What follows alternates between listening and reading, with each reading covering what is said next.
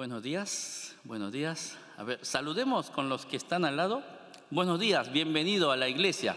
Buenos días, bienvenido a la iglesia.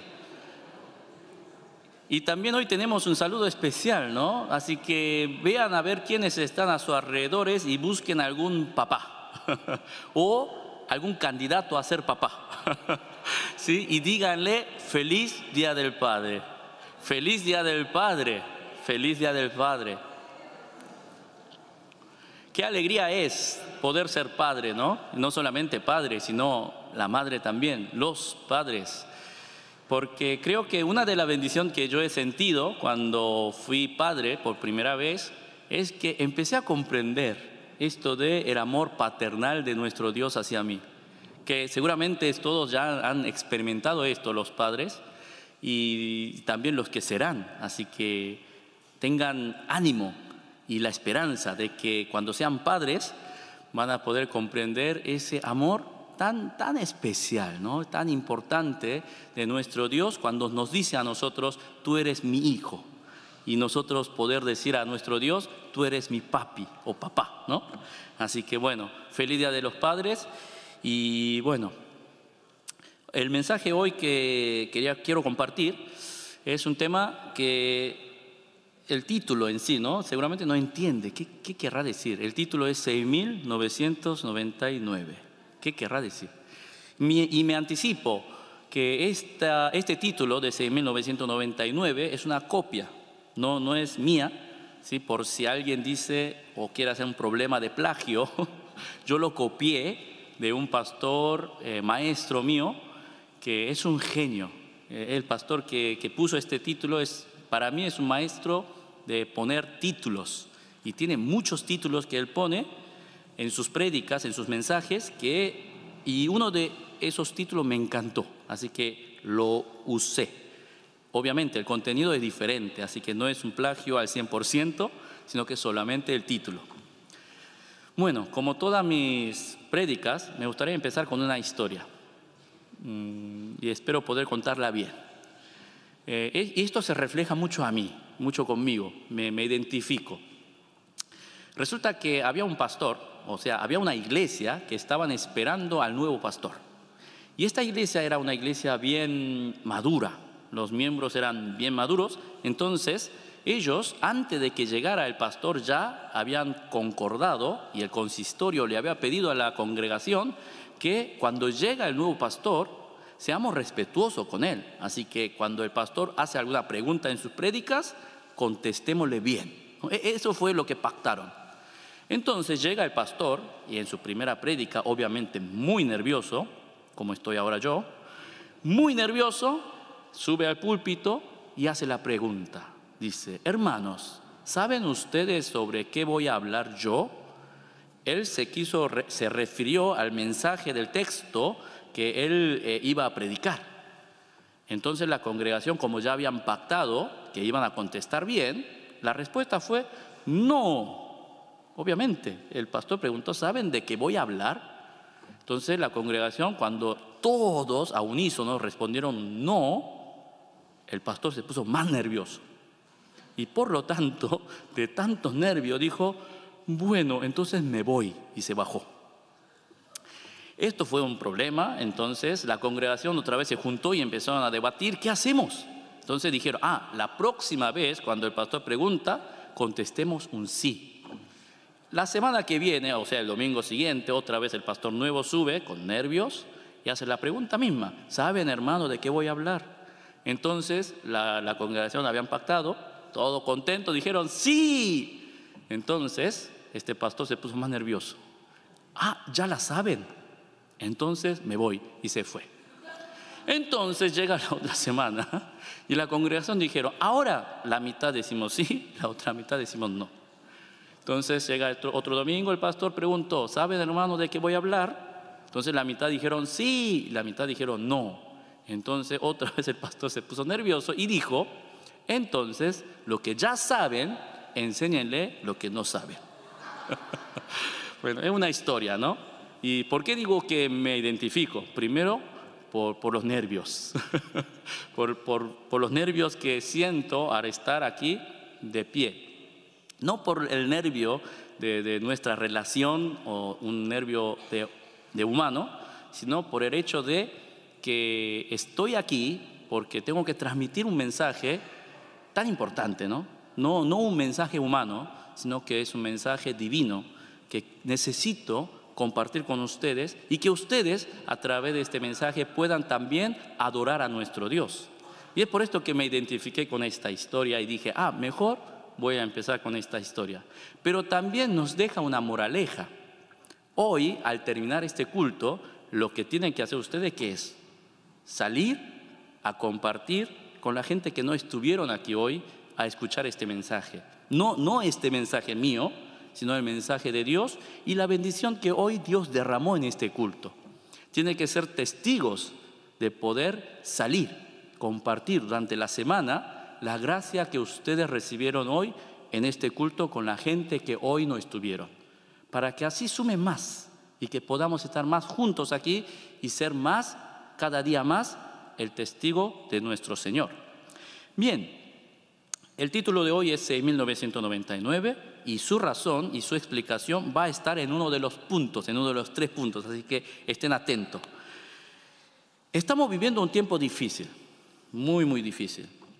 Y me estoy dando cuenta cada vez más que ser cristiano hoy, en este mundo actual que estamos viviendo, no es nada fácil. Si bien es Dios quien nos fortalece, nos bendice, para que podamos nosotros vivir con victoria esta vida, pero sin embargo, en la realidad, vivir como un cristiano hoy en este tiempo es muy difícil. Y una de las cosas que me atormenta mucho de hoy en la actualidad es este tema de la autopercepción. He visto hace un par de días atrás un debate acerca de este tema y resulta que lo que no están a favor de la autopercepción es como que son personas que quedaron en la historia, que se quedaron en la prehistoria, que lamentablemente sus mentes no han evolucionado tanto para poder comprender el tema de la autopercepción. ¿Qué es esto de la autopercepción? Justamente está hablando de lo que uno siente, se identifica con lo que uno siente y le da el valor. Y esto fue de más preocupación cuando en esta semana mi hijo José estuvo inscribiéndose en PAES. Así que como José necesitaba las traducciones de algunas preguntas, yo estaba ahí atento también ayudándole traduciendo.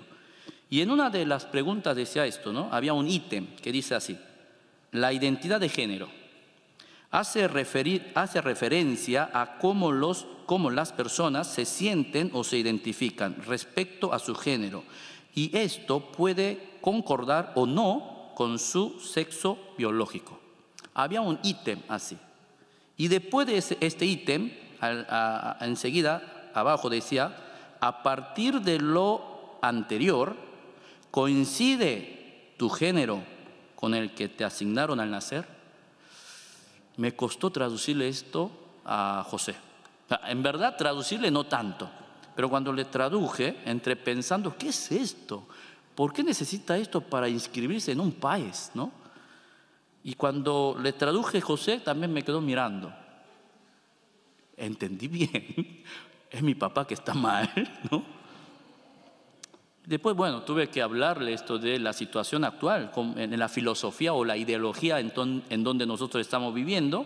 Y cada vez que yo le estaba explicando esto a José, me traía un dolor, pena, un resentimiento del tiempo que estamos viviendo.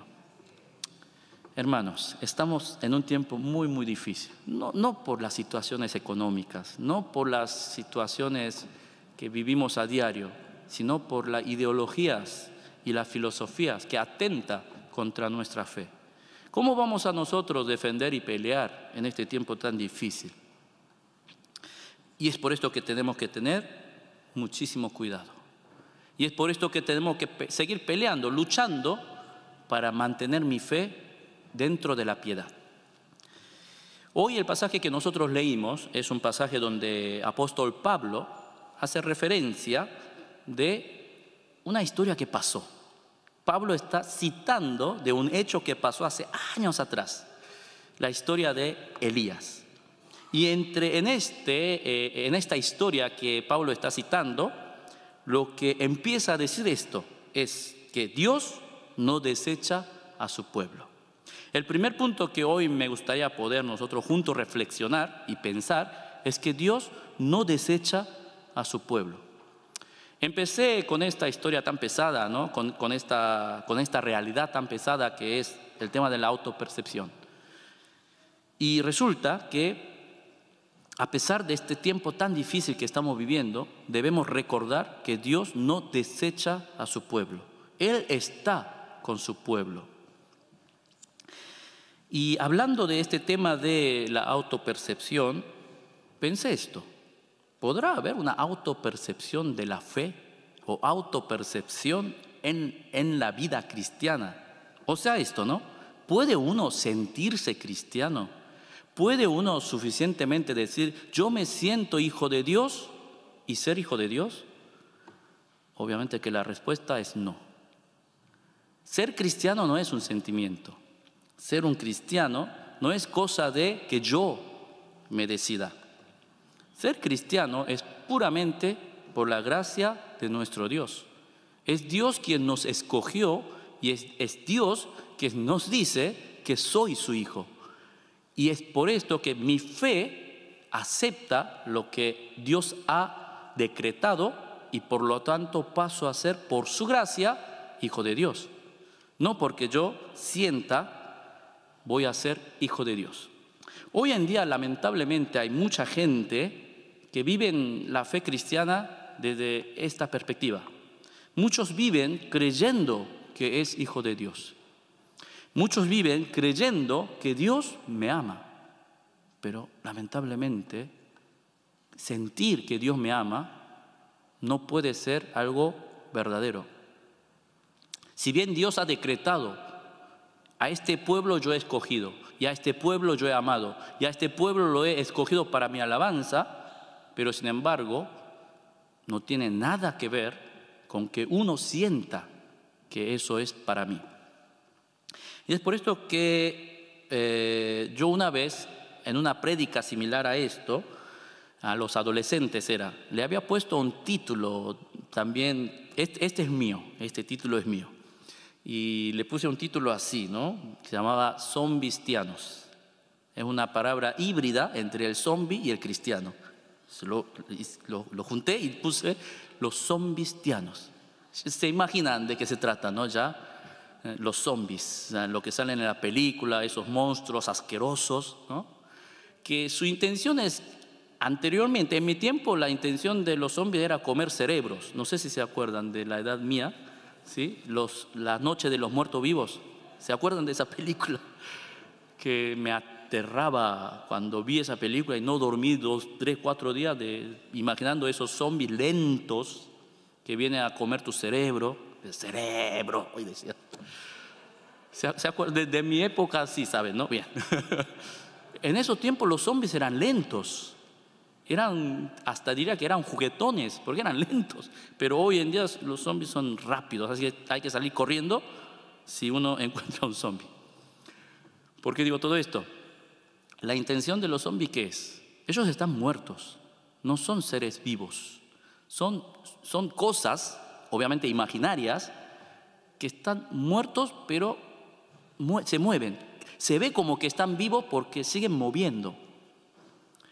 Y lamentablemente hoy en día tenemos muchos cristianos que están en esta situación.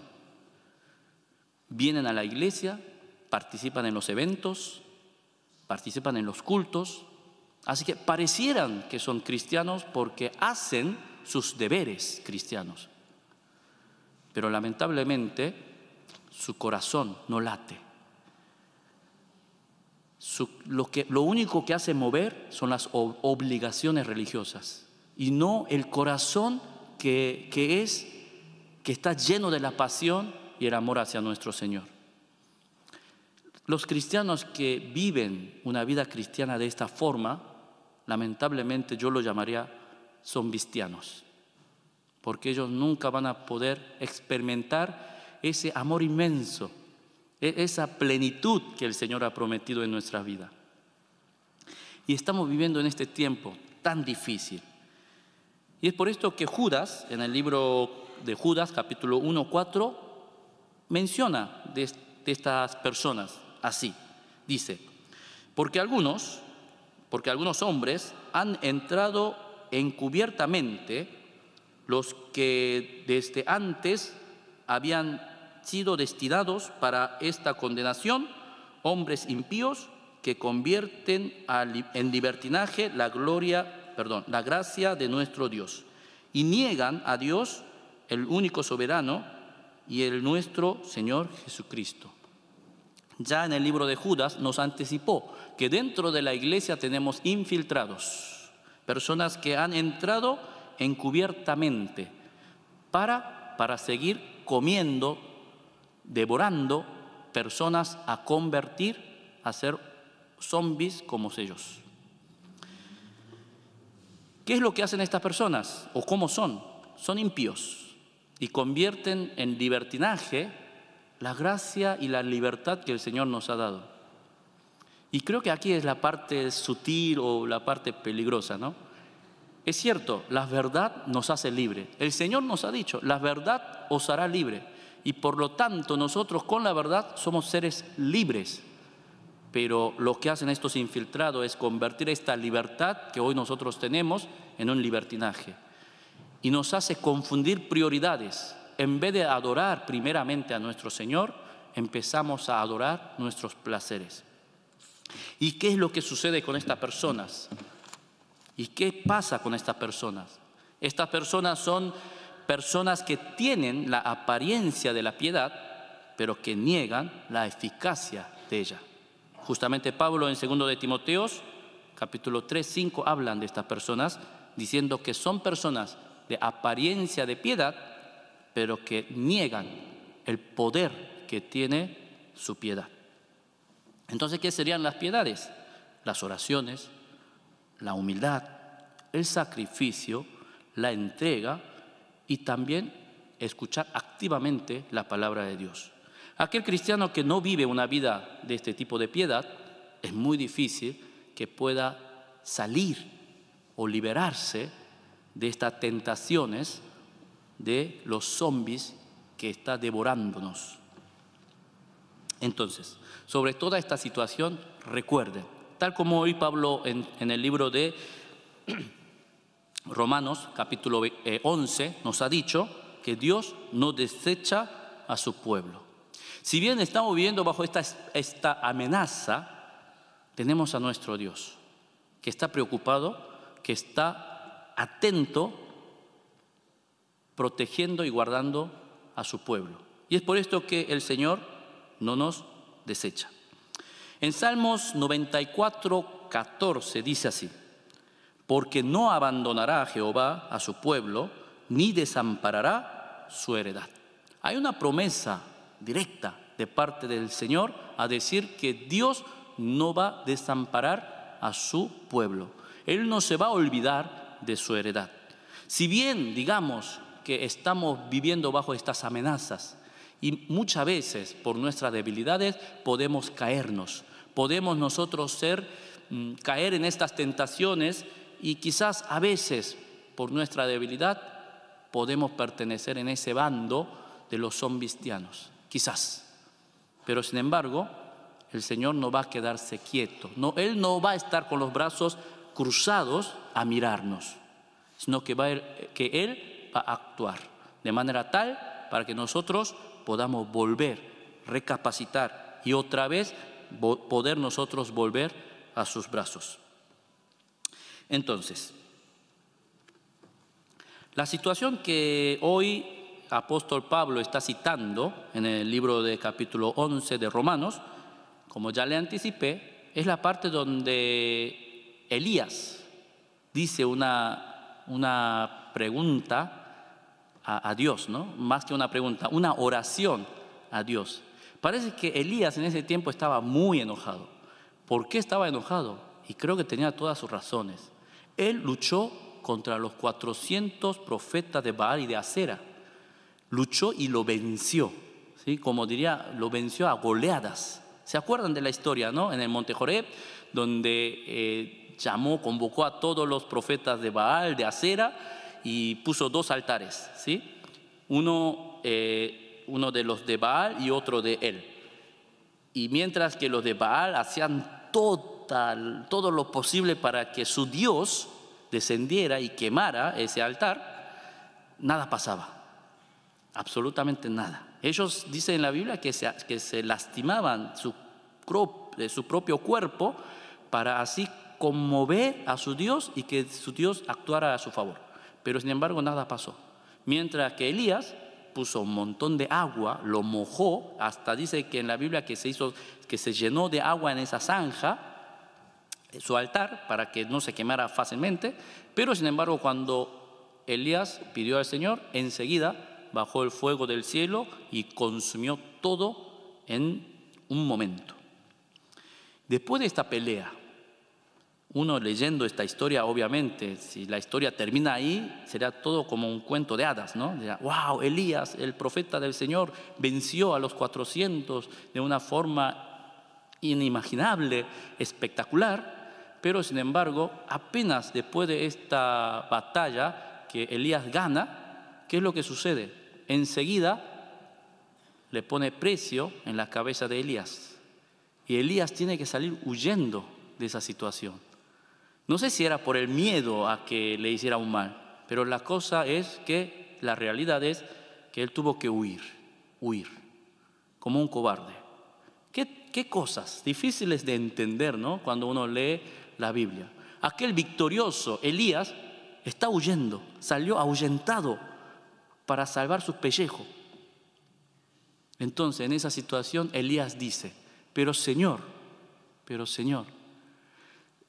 tú me has dicho que hiciera esto y lo vencí, gané por tu nombre. Te he glorificado de una forma magnífica, pero ¿por qué me está pasando esto a mí? ¿Por qué? Esta fue la pregunta que Elías hizo y Pablo está citando. Así que vamos a ver. En el versículo 2 y 3 dice, ¿no ha desechado Dios a su pueblo, al cual desde antes conoció? ¿O no sabéis que dice de Elías la Escritura, como invoca a Dios contra Israel, diciendo, Señor, a tus profetas han dado muerte y tus altares han derribado, y solo yo he quedado, y procuran matarme? ¿Se entiende esta pregunta de Elías o la frustración que tenía Elías en este momento? Me has mandado a luchar, me has dado la victoria, la gran victoria, y resulta que ahora la gente me quiere matar. Ante esta situación de Elías, lo que Pablo está enseñando hoy en capítulo 11 de Romanos es que Dios no desecha a su pueblo. Nos puede pasar esto en nuestra vida cristiana. Uno puede ser piadoso, uno puede ser fiel delante del Señor, y no es que puede ser, sino que somos así. Y vivimos esta vida por la alegría y el gozo que hay en nuestro corazón. Pero sin embargo, muchas veces el mundo se atenta contra nosotros. Nos quieren llenar nuestra mente con sus ideologías que son falsas. Y si no acepto, ellos nos tratan de tontos, nos tratan de inadeptos. Y así nos podemos frustrar. Pero la cosa segura es que Dios no desampara a su pueblo. Él nos ha prometido que nosotros vamos a ser su pueblo y por lo tanto Él nos va a guardar. Y esta es la primera verdad que no debemos olvidarnos. Y el segundo punto que debemos también recordar y saber claramente es que los remanentes somos solo por la gracia. Aquí es donde habla entonces Pablo, citando otra vez, sigue citando la historia de Elías. En el versículo 4 al 6 dice, pero, ¿qué le dice la divina escritura? O la divina respuesta. Me he reservado 7,000 hombres que no han doblado la rodilla delante de Baal. Así también aún en este tiempo ha quedado un remanente escogido por gracia. Y si por gracia, ya no es por obras, de otra manera la gracia ya no es gracia. Y si por obra ya no es gracia, de otra manera la obra ya no es obra. ¿Y cuál fue la respuesta del Señor cuando Elías hizo esta pregunta? Fue que el Señor le respondió diciendo: he reservado 7,000 personas que no han doblado la rodilla. ¿Qué es lo que quiere decir esto? Aquí en el libro en la traducción nos dice 7,000, pero en el hebreo, en verdad, saben que no hay números allá, ¿no? No hay un número, no usan los números que nosotros usamos, sino que usan ellos las letras para referir un número. Y justamente el número 7, como seguramente saben, es un número perfecto. Cuando en la Biblia habla del 7, es un número simbólico. Su significado es la perfección. Así que cuando acá dice 7,000, no se refiere a un número de cantidad o un número numeral, sino el 7,000 tiene un significado. ¿Y qué significado tiene? Como le anticipé, el número 7 es el número perfecto. El número 6 más 1, o sea, el hombre más Dios. Y en este número 7, multiplicado a 1,000, quiere decir que este número 7,000 es un número perfecto que Dios ha designado. No sabemos si son 7,000 contando número exacto, pero lo que sí sabemos es que Dios ha dejado remanentes por su gracia, muchos o pocos, no importa, pero ese número perfecto que Dios tiene contado, preparado, que no han doblado su rodilla delante de Baal. Así que si se sintieron solos cuando en los momentos de ataques de este mundo, de esta ideología o de situaciones que ustedes sintieron que la vida cristiana es difícil, no se sientan solos. Hay 7,000 que estamos ahí. Y creo que la mejor explicación hoy es la iglesia, ¿no? Dios ha preparado su iglesia para que usted no se sienta solo. Y es por esto que hoy el título yo le he puesto 6,999. Ahora más o menos ya van más o menos entendiendo por qué, ¿no? Su significado, ¿no? ¿Cuál es la intención de este pastor a decirnos 6,999? Falta uno para cumplir ese 7,000. ¿Y qué sería ese uno? Mi invitación es esta, que usted pueda hacer ese uno a cumplir estos 7,000. Para eso estamos. La iglesia es un lugar donde nosotros nos juntamos, justamente. Esos uno nos juntamos para hacer ese 7,000. Así que siéntanse privilegiados. Siéntanse que ustedes son personas escogidas especialmente por Dios. Ustedes son pertenecientes a esos 7,000 que el Señor ha destinado, esos 7,000 que el Señor ha prevalecido específicamente y especialmente para que ustedes no se doblen sus rodillas delante de este mundo que nos atenta. Así que siéntanse privilegiados. Y es por esto que en 1 Samuel 12, 20, 22 dice: no temas, tú has hecho todo este mal, sin embargo, no te apartes de seguir al Señor, porque el Señor no desamparará a su pueblo por causa de su gran nombre. Dios con su nombre ha prometido que no va a desamparar a su pueblo. Dios ha prometido con su nombre que va a prevalecer estos 7,000 y que Él por su nombre va a trabajar para que no doblen su rodilla delante de el Baal. Y es por esto que en Isaías también 43, 25 dice: yo soy el que borró tus rebeliones por mí mismo, y no me acordaré de tus pecados. Para ser remanente, como ya le anticipé desde el inicio, no es cuestión de sentirse que soy remanente. No es cuestión de autopercibir como hijo de Dios para poder ser parte de este 7,000 que Dios ha asignado. Es Dios quien elige y esa elección sabemos que es pura gracia de nuestro Dios. ¿Puede haber alguien que pueda decir aquí, yo me merecí la salvación de Dios? ¿Puede alguien de aquí decir, yo soy suficientemente, viví una vida tan digna y por lo tanto merezco la salvación? Bueno, si hay uno, ese ya es el infiltrado, ¿no? Imposible, imposible. ¿Cómo poder decir yo merezco el amor de Dios? Pero sin embargo, fue la gracia del Señor que hoy nos permite que yo pueda decir, Señor, yo soy tu hijo. No he hecho nada, pero merecí tu salvación. Soy un vil pecador, pero sin embargo, por tu gracia, hoy mi fe dice que merezco ser tu hijo. Así que ser remanente es puramente por la gracia, no por lo que usted haya hecho o lo que hará, no porque usted sea lo que sea, sino por la gracia de nuestro Dios. Y el último punto es la más importante quizás también, ¿no? Es que, y los endurecidos.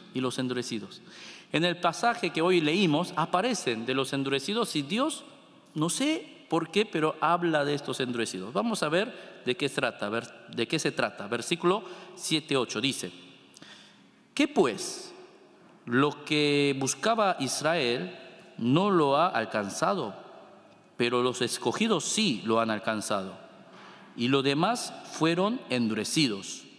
Como está escrito, Dios les dio espíritu de espudor, ojos con que no vean y oído con que no oigan, para el día de hoy.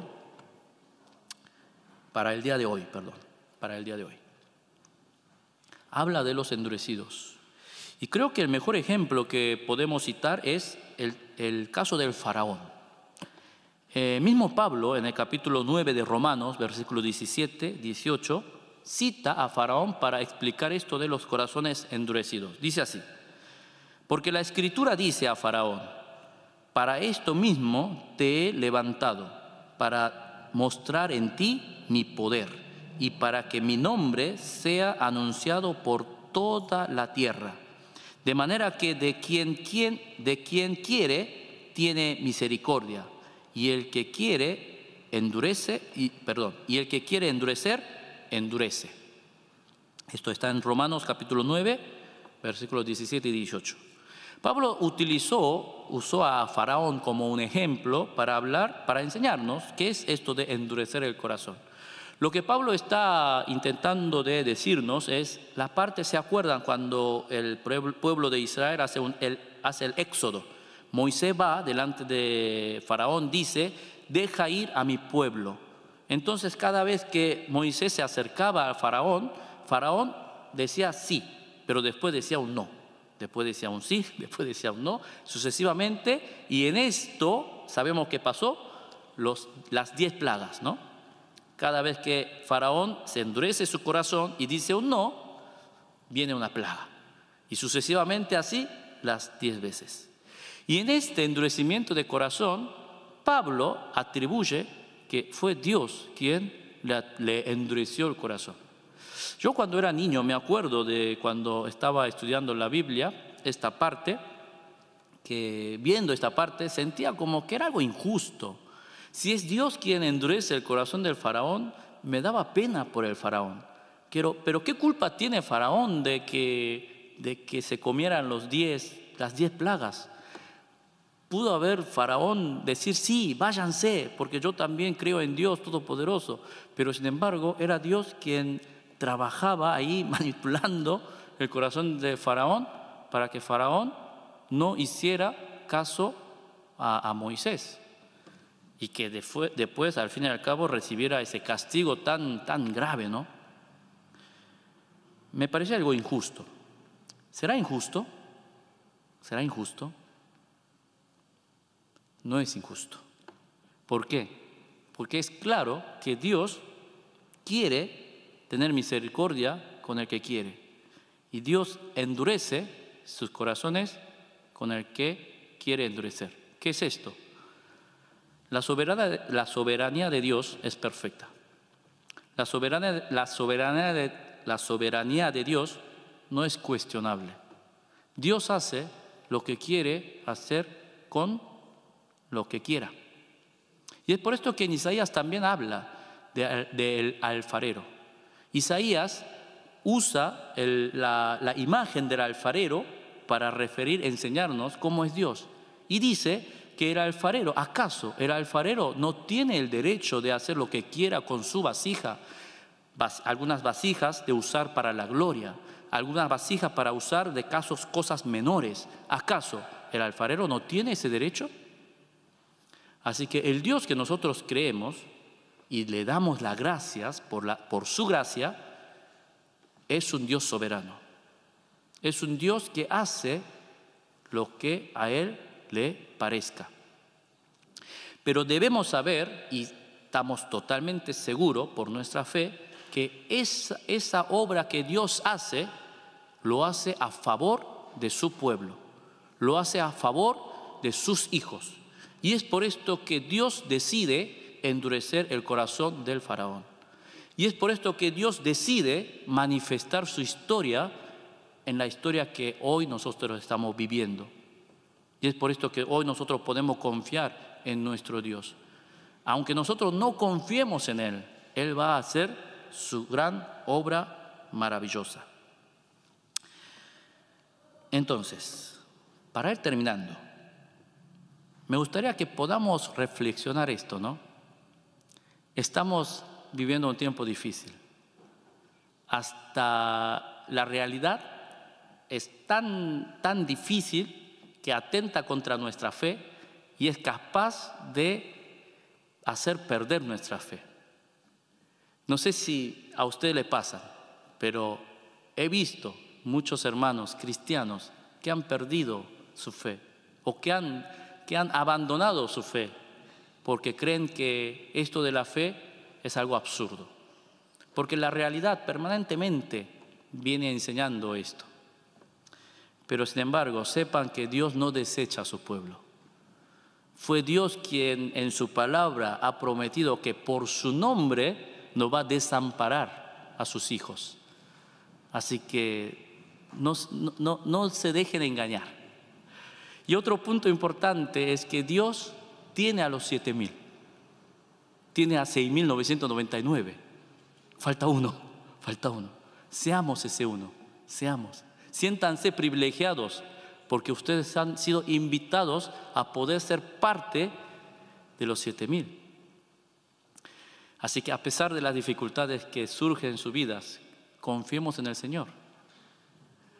Yo me acuerdo en mi inicio de mi vida cristiana, cuando tenía 20 algo de años, 21 creo que era, de verdad estaba eufórico por mi fe cristiana. Yo estaba feliz de que Dios me ha elegido, yo estaba feliz poder servir al Señor y estaba seguro que todo me iba a ir bien porque Dios era mi Dios. Pero cada vez que veía en la realidad, la cosa no era como yo pensé. No entendía por qué los que somos más devotos en el Señor somos más pobres. No entendía por qué yo que intentaba a diario vivir conforme a la palabra de Dios, veía que me pasaban cosas más injustas. No podía aceptar. Y una de las grandes cosas que no podía aceptar definitivamente era por qué mi mamá tenía que ser pobre. Pues el modelo que yo tengo del devoto cristiano es mi mamá, es mi madre, y la tengo como la maestra de la vida de fe. Vivió toda su vida como una persona que cree fielmente en el Señor y lo sigue haciendo, pero lamentablemente siempre vivió una vida en humildad.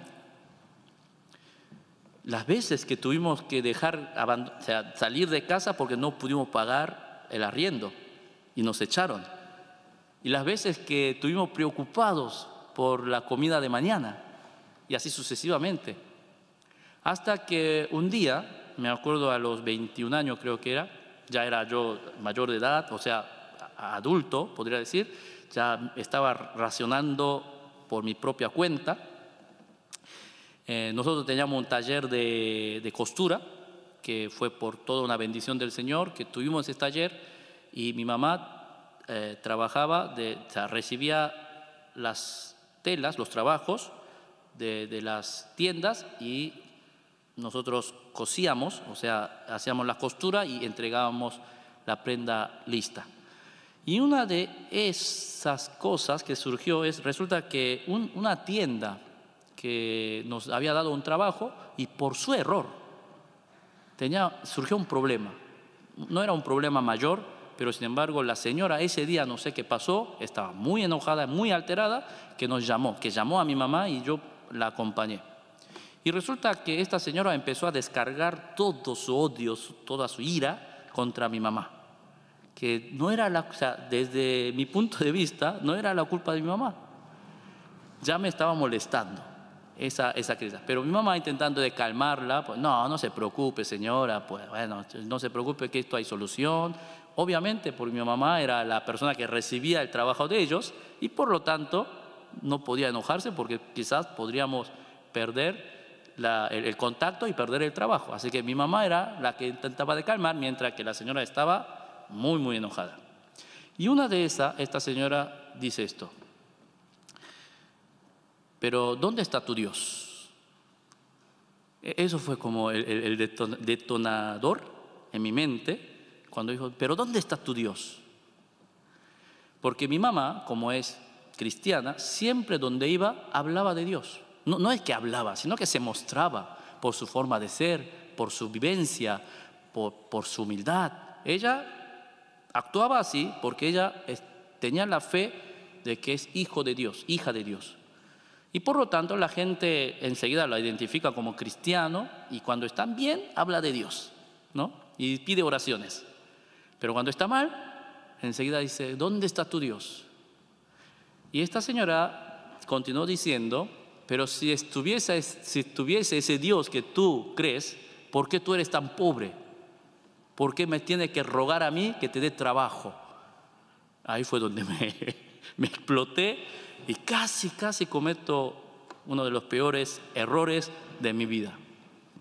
Me enojé, me dirigí a la señora, le dije cosas feas que no se debe, y también estaba decidido a destruir cosas, porque sentí como que eso tenía que ser, porque primero ofendió a mi mamá y también ofendió al Señor, a mi Dios. Entonces estaba convencido que podía romper cosas. Pero por suerte estaba mi mamá ahí presente, que me atrapó, me agarró, me calmó y me sacó afuera, y nada pasó. Obviamente perdimos el trabajo por mi culpa, el trabajo de que nos daba, pero sin embargo fue un momento donde de verdad tuve que pelear con el Señor. ¿Por qué? ¿Por qué los cristianos tenemos que sufrir? ¿Acaso tú no haces nada con nosotros? ¿Por qué dejas a los impíos, a los malos que te critican, que te maldicen, ser más ricos y poderosos, mientras nosotros, que somos los cristianos, tenemos que estar debajo de Él pidiendo, mendigando por trabajos? Estaba muy enojado, muy. Pero por suerte, en poco tiempo, el Señor me mostró, me habló de esto del amor del Señor, y como si nada, me hizo olvidar de ese episodio y me hizo recapacitar que el Señor hace lo que quiere con su pueblo. Y lo especial es que lo hace a favor de su pueblo. Estamos viviendo un tiempo difícil. Ser cristiano hoy no es nada fácil. Pero sin embargo, tenemos la provisión de Dios, la bendición del cielo y la victoria de nuestro Dios, quien garantiza que nosotros podamos vivir victoriosamente, triunfando esta vida que es tan difícil. Hermanos, están ya preparadas los 6.999. Falta uno para completar los 7.000. ¿Acaso no quiere ser usted ese uno para completar los 7.000? Vamos a orar. Señor Jesús, te damos muchísimas gracias. Te damos gracias por tu provisión. primeramente por tu gracia, de permitir que nosotros seamos tus hijos. Ahora, Señor, te pido que estés con nosotros. No te olvides de nosotros. No desampares a tu pueblo, Señor. Danos la convicción, la fe de que tú nunca desamparas a tu pueblo, Señor, para que nosotros podamos, por a través de esta fe, poder vivir esta victoria, esta vida que tú nos has dado, Señor. Y también ahora te pido, Señor, que estés trabajando en nosotros, para que nosotros podamos salir a compartir este mensaje para todas aquellas personas que no te conocen, que se han endurecido sus corazones.